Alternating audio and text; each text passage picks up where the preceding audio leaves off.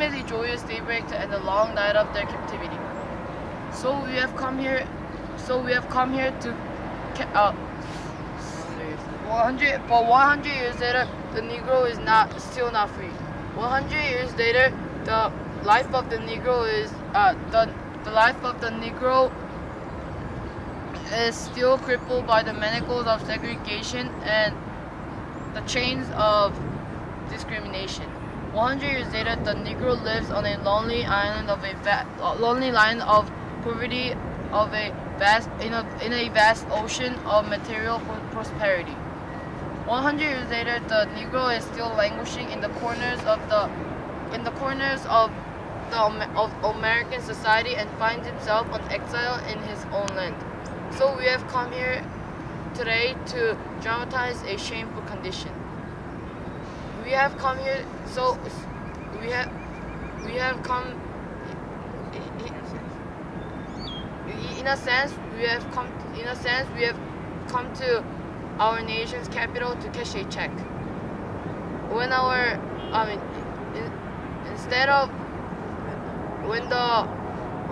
the architects of our republic wrote the magnificent words of the Constitution and the Declaration of Independence, they were signing a promissory note which every American was to fulfill.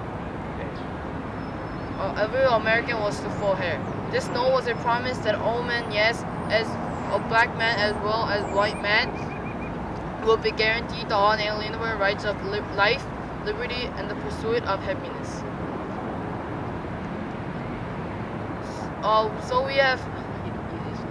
It is obvious today that America has defaulted on this promissory note insofar as our citizenship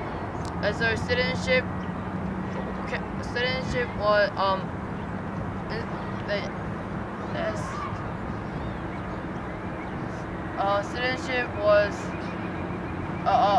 of color are concerned. Instead of honoring the sacred obligation, America has given the Negro people a bad check, which come back more insufficient funds.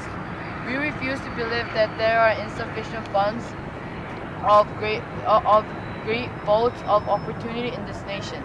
So we have come here to cash this check, a check that will give us upon demand the riches of freedom and security of justice.